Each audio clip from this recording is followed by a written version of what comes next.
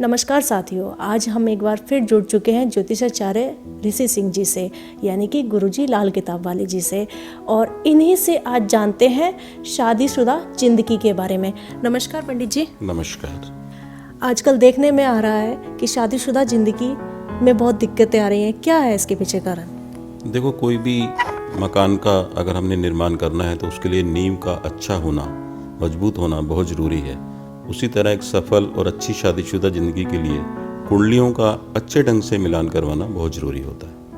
लोग कुंडली मिलान भी करवाते हैं, बहुत सारे पंडितों के पास जाते हैं, ज्योतिषाचार्य के पास जाते हैं, लेकिन फिर भी हम देखते हैं अपने आस पड़ोस में ही देखने को मिल जाता है कि उनकी शादी कुछ दिनों में, कुछ महीनों में या सालों में टूट गई, जबकि उनके जो अभिभावक होते हैं वह कहते हैं कि हमने तो कुंडली मिलान भी करवाया था, लेकिन पता नहीं क्या कारण रह गए, क्या चूक हो गई ऐसी कि हमारे बेटे की या बेटी की शादी टूट गई। आजकल देखने में आता है कि बहुत से लोग तो जोशियों के पास भी नहीं जाते, अपने मोबाइल में सॉफ्टवेयर को डाउनलोड करते हैं और कुंडली मिलान कर लेते हैं। कुंडली मिलान एक आसान कार्य नहीं है। इसके लिए आपको किसी अच्छे जोशी के पास, विद्वान जोशी के पास जाकर ही कुंडली का मिलान करना चाहिए। 36 में से अगर 18 गुण मिलते हैं तो हम लोग शादी के लिए हाँ कर देते हैं, लेकिन वो 18 जो गुण नहीं मिल रहे उन गुणों को भी देखना चाहिए। एक सफल शादीशुदा जिंदगी के लिए योनि और नाड़ी और मैत्री ये बहुत ज़रूरी होती है। इनका बहुत ध्यान रखना चाहिए, क्योंकि अगर योनि और नाड़ी नहीं मिलेगी तो कहीं ना कहीं हमें जो विवाह का मुख्य उद्देश्य है, जब मेन एक बेस है शादीशुदा ज़िंदगी का, वो है शारीरिक संबंध, वो उनमें कहीं ना कहीं कमी आ जाएगी, संतान सुख में कमी आ जाएगी, तो शादीशुदा ज़िंदगी में अपने आप प्रॉब्लम शुरू हो जाएंगी। अभी आपने कहा कि योनि और नाड़ी दोनों का मिलान आवश्यक है, तो ये गुण जो आपने बताए 36 गुण होते हैं, तो क्या उन 36 गुणों में ये योनि और नाड़ी दोनों आते हैं? हाँ, 36 गुण में जो योनि को 4 गुण दिए गए हैं, नाड़ी को 8 गुण दिए गए हैं, और अगर ये 12 गुण ना मिले तो बाकी 24 गुण रह जाते हैं। तो 24 गुण मिलने पे भी लोग शादी कर देते हैं, लेकिन ये देखना जरूरी है कि योनि और नाड़ी मिल रही है या नहीं मिल रही, उनका मिलान बहुत ज़रूरी है।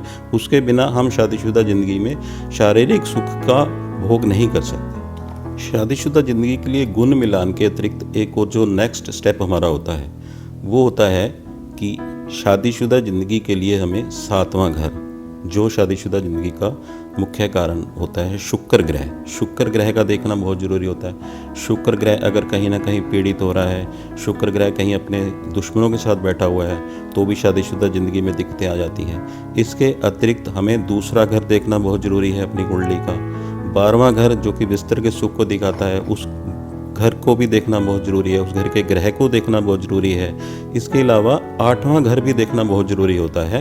तो कुंडली मिलान कोई आसान कार्य नहीं है। आजकल लोगों में एक प्रचलन हो गया कि पंडित जी कुंडली मिला देना, 2 मिनट में उसका वो चाहते हैं कि कुंडली मिल जाए और हम फटाफट हाँ या ना कर दें। कुंडली मिलाने के लिए एक समय चाहिए होता है, और एक समय के अनुसार इसको प्रॉपर ढंग से, जैसे कुंडली की विवेचना होती है उसी प्रकार कुंडली मिलान करवा करके ही शादी करनी चाहिए।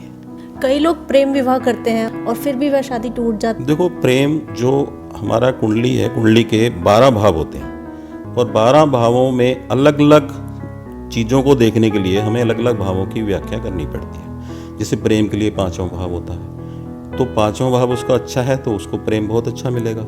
लेकिन अगर 7वां भाव अच्छा नहीं है, जो शादीशुदा ज़िंदगी के सुख को देखते हैं, तो उसको प्रेम विवाह होने के बावजूद भी जब वो शादीशुदा ज़िंदगी में प्रवेश करेगा तो उसको वहाँ दिक्कतें शुरू हो जाएंगी। तो किस प्रकार की दिक्कतें आएंगी जब 7वें घर में दोष होगा? तो 7वें घर में दोष होगा तो अब वो शादीशुदा ज़िंदगी का सुख नहीं भोग पाएंगे। प्रेमी तो वो बहुत अच्छे होते हैं, लेकिन शादीशुदा ज़िंदगी का सुख भोगने के लिए शुक्र ग्रह का ठीक होना बहुत ज़रूरी है। अगर शुक्र ग्रह कहीं ना कहीं आपका पीड़ित है तो वो शादीशुदा ज़िंदगी के सुख को नहीं भोगने देगा। क्या वास्तु का भी शादीशुदा जिंदगी पर कोई प्रभाव पड़ता है? जी हाँ, वास्तु का भी बहुत रोल है शादीशुदा ज़िंदगी में।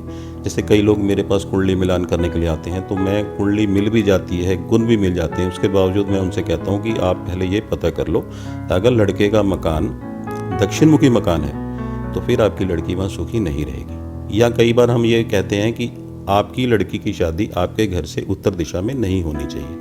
अगर उत्तर दिशा में शादी होगी तो भी लड़की को शादीशुदा ज़िंदगी में दिक्कतें रहेंगी। इसी प्रकार अगर लड़की का घर उत्तर दिशा की ओर होगा तो भी लड़की को दिक्कतें रहेंगी। इस तरह वास्तु का अपनी शादी में भी बहुत महत्वपूर्ण रोल होता है।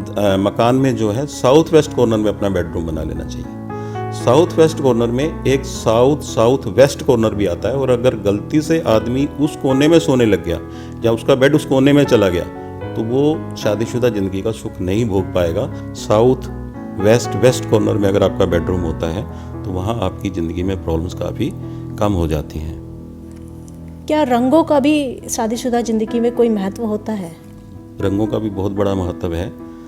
रंग भी हमें अपने बेडरूम के ज़्यादा डार्क कलर नहीं चुनने चाहिए। नीला रंग आपके बेडरूम में बिल्कुल नहीं होना चाहिए, क्योंकि कहीं ना कहीं राहु हावी हो जाता है, राहु प्रभावी हो जाता है और आपकी शादीशुदा ज़िंदगी को ख़राब कर देता है। लाल रंग अपने बेडरूम में जरूर रखिए। लाल रंग की कोई भी वस्तु अपने बेडरूम में जरूर रखिए। नीला रंग वहाँ से बिल्कुल दूर कर दीजिए। लोगों की शादीशुदा ज़िंदगी ठीक से चले और संबंध बहुत लंबे चले, अच्छे चले और वह अपनी ज़िंदगी का सुख भोग सके, इसके लिए आपके कोई उपाय हमें बता सकते हैं? देखो, शादीशुदा ज़िंदगी के लिए सबसे पहले जो आपका स्टेप है, शादीशुदा ज़िंदगी जो है वो एक मांगलिक कार्य है, मंगल ग्रह से संबंधित है। मंगल का रंग लाल होता है। आप देखेंगे कि हमारे जो चूड़ा शादीशुदा स्त्री के लिए होता है वो भी लाल रंग का होता है, लहंगा भी लाल रंग का होता था, कपड़े भी लाल रंग के होते थे। तो अब इन रंगों से भी हम दूर होते चले जा रहे हैं। तो पहला स्टेप तो ये करना चाहिए कि लाल रंग को शादी के समय जो भी है वो अपनाना चाहिए। चूड़ा भी लाल रंग का होना चाहिए।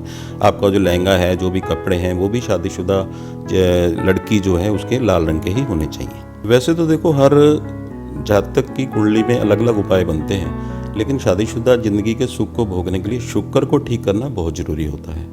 शुक्र को ठीक करने के लिए एक तो आप ये नियम बनाएं कि नियमित रूप से आप गाय को चारा खिलाने का नियम बनाएं, पक्षियों की सेवा करें। बुध ठीक होगा तो शुक्र अपने आप ठीक हो जाता है।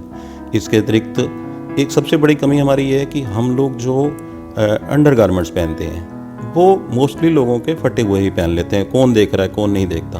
तो वहाँ सबसे पहला तो स्टेप शुक्र वहीं से ख़राब होना शुरू हो जाता है। अपने कपड़ों का विशेष तौर पर ध्यान रखें। कपड़े आपके फटे हुए नहीं होने चाहिए, साफ़ सुथरे होने चाहिए, और आपको डीओ परफ्यूम का भी ज़रूर इस्तेमाल करना चाहिए। डीओ परफ्यूम भी हर हालत में आपको लगाना चाहिए। आजकल देखने में आता है कि शादीशुदा ज़िंदगी लोगों की इसलिए भी ख़राब है कि स्त्रियां आती हैं और मेकअप नहीं करती। मेकअप का करना भी बहुत ज़रूरी है स्त्रियों के लिए। मेकअप स्त्रियों के लिए ही बनाया गया था। स्त्री जो होती है ना, वो शुक्र होती है। अब मेकअप जो हम लगाते हैं, लाली लगाते हैं, तो लाली क्या है जिसको बोलते हैं आजकल ब्लशर। ब्लशर जो है मंगल का है। तो शुक्र से जब मंगल मिलेगा तो एक चंद्र बन जाता है, और चंद्र खिल के जब आता है तो चंद्र के अंदर एक ममता पैदा होती है, एक प्यार पैदा होता है, और वो प्यार ही शादीशुदा ज़िंदगी को सफल बनाने के लिए बहुत ज़रूरी होता है। आजकल क्या होता है कि हम बहुत ज़्यादा देखा है मैंने कि स्त्रियाँ बहुत ज़्यादा पूजा पाठ में लग जाती हैं, तो वहाँ कहीं ना कहीं बृहस्पति मजबूत हो जाता है, और जब बृहस्पति मजबूत होता है तो वहाँ शुक्र कहीं ना कहीं कमज़ोर होना शुरू हो जाता है। तो बृहस्पति को भी आपने ठीक रखना है, शुक्र को भी ठीक रखना है, क्योंकि आपकी शादीशुदा ज़िंदगी में आपने सुखों को भोगना है। जो भी शारीरिक सुख है वो शुक्र से ही आते हैं। मकान का सुख है वो भी शुक्र से आता है। लग्जरी जितनी भी है, विलासता है, भोग है, जितना भी हम लाइफ में एंजॉय करते हैं वो शुक्र की वजह से आते हैं। तो जब हम बृहस्पति को बहुत ज़्यादा बढ़ावा दे देते हैं तो कहीं ना कहीं शुक्र को कमज़ोर कर लेते हैं। तो इसलिए शुक्र को भी आपको, और शुक्र और बृहस्पति में सामंजस्य बैठा करके दोनों को बराबर ही लेकर के चलना चाहिए। ये ना हो कि हम ज़्यादा बृहस्पति के गुणों को अपनाकर ज़्यादा साधु बन जाएं और फिर अपनी गृहस्थी से खुद ही दूर चले जाएं। आज हमने जाने कि शादीशुदा ज़िंदगी को आप कैसे सुखी बना सकते हैं, और हमारे ज्योतिषाचार्य ऋषि सिंह जी ने बहुत सारे उपाय भी बताए। आप इन्हीं उपायों को अपनाकर अपनी ज़िंदगी में बहुत सारे सुधार ला सकते हैं। यदि इसी तरह के उपाय आप और भी जानना चाहते हैं, आप कुंडली मिलान भी करवाना चाहते हैं, तो ऋषि सिंह जी से डायरेक्ट संपर्क कर सकते हैं। आप उनका नंबर लें। मेरा नंबर 7838738389 9821171503 है। आप इस पर कभी भी संपर्क कर सकते हैं।